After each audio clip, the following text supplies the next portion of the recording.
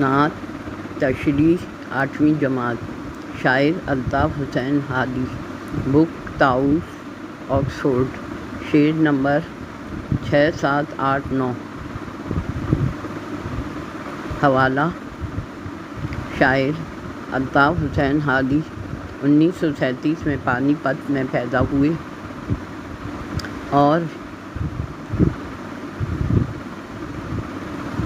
وفات 1914 میں ہوئی۔ ابتدائی تعلیم عربی، فارسی، حدیث، تفسیر، فلسفہ اور منطق میں حاصل کی۔ وہ شیفتہ غالب اور سر سید کے ہم عصر تھے۔ ان کی شاعری میں سادگی ہے۔ ان کی تصانیف میں مسدسِ مد و جزر اسلام، مقدمۂ شعر و شاعری، دیوان حالی، یادگار غالب اور حیاتِ جاوید شامل ہیں۔ شعر نمبر 6۔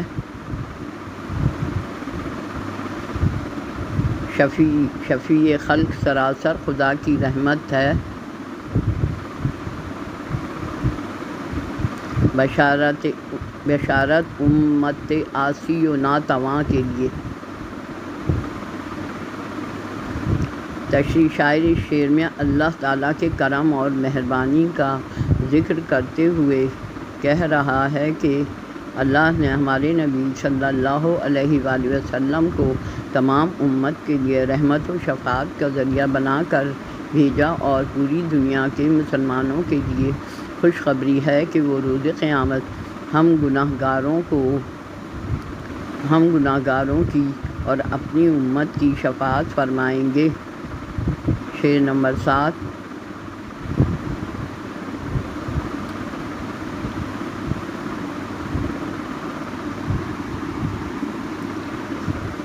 کرم کا دیکھیے دامن، کہاں تلک ہو فراغ، ہو میزبان خدا جب کہ مہیماں کے لیے۔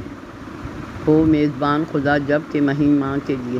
تشریح: شاعر اللہ تعالیٰ کی محبت، عنایت اور مہربانی ہمارے نبی صلی اللہ علیہ وآلہ وسلم پر بیان کرتے ہوئے کہہ رہا ہے کہ اللہ نے اپنی ملاقات کا شرف بخشنے کے لیے ہمارے پیارے نبی صلی اللہ علیہ وآلہ وسلم کو حضرت جبرائیل علیہ السلام کے ساتھ معراج کے سفر پر دعوت دے کر بلایا اور میزبان بن کر مہمانی کی۔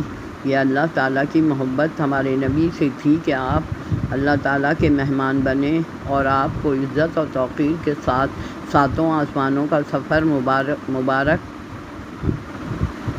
کروا کر اللہ تعالیٰ نے ملاقات کا شرف بخشا۔ شعر نمبر 8۔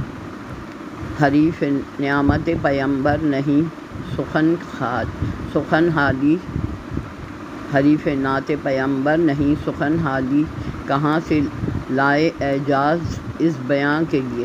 تشریح: شاعر کہہ رہا ہے کہ میری نعت کا ہمارے نبی صلی اللہ علیہ وسلم کی شان اور تعریفوں کے سامنے کوئی مقابلہ نہیں ہے، کیونکہ ان کی تعریف کرنے کے لیے تو کوئی بڑا کرشمہ یا کرامت میرے انداز بیان اور نعت گوئی میں پیدا ہو تو ایسا لکھنے کا انداز میں کہاں سے لاؤں۔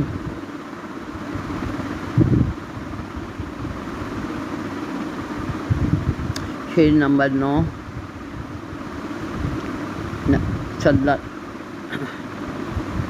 نبی صلی اللہ کا نام ہو ورد زباں رہے جب تک، سخن زباں کے لیے ہو اور زباں دہاں کے لیے۔ تشریح: شاعر کہہ رہا ہے کہ میری زبان پر ہمیشہ ہمارے پیارے نبی کا نام